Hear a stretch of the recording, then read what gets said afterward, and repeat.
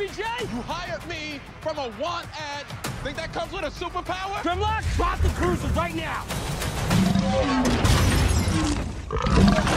Olá, eu estou aqui com o ator Mark Wahlberg, que retorna em Transformers: O Último Cavaleiro. What happened to your character after Age of Extinction? You know, he basically decided that the best thing to do would be to go on the run so he could allow his daughter to have a chance at a normal life, go to college, get an education, and then so he's on the run when you meet him in the beginning of this new movie, obviously a little bit lonely and depressed that he's, you know, now on his own, living in a junkyard, but he's still fighting the good fight. Which one was more challenging to do, Age of Extinction or The Last Night? Well, I'd say The Last Night. You know, I'm a little bit older. You know, the stunts and the physicality is a little bit more demanding, but, you know, equally as rewarding. Are you planning to return to the next movie? Not unless, if Michael comes back, then I'll consider coming back.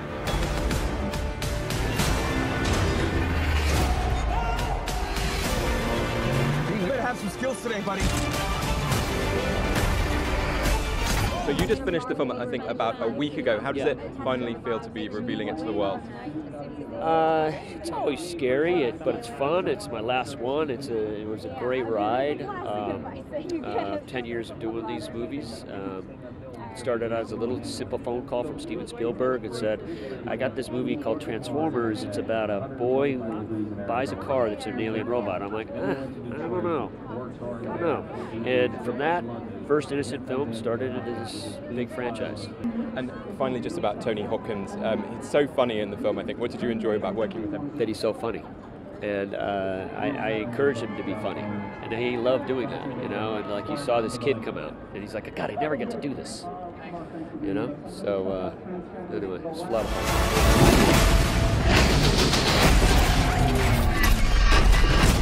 What was that? That was a mistake.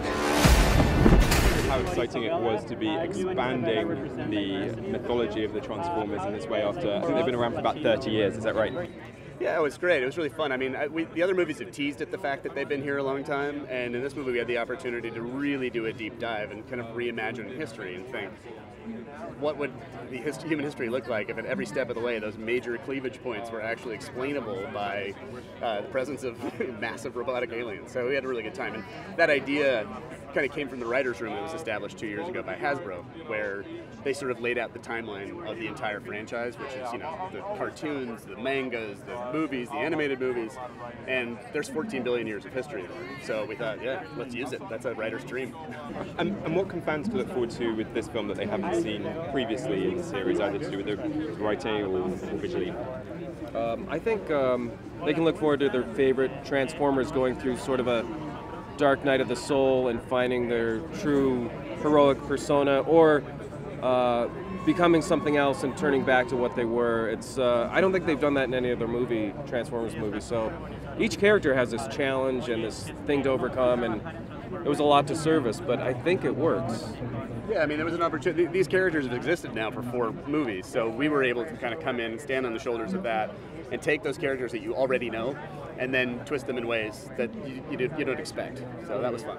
And when you know that Michael Bay is going to be directing, I guess you don't have any kind of limitations on what you can write in terms of the epicness of what you're writing. That was one of the, actually it was one of the sort of the most freeing things that he said in the very beginning when the 3 of us got together with him, and he's like, guys, it's Transformers.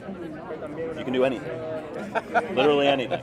And it was just, it was empowering. I said, remember, whenever you have just Transformers on screen, it's really expensive. So try not to do too many Transformers scenes. We're like, how do you do that? We have to have some. Anyway, he was just trying to be budget conscious. So we had to he's a throw very out good that businessman. 30-page, you know, all Cybertron, all robot beginning. So. Oh my God. Forgive me.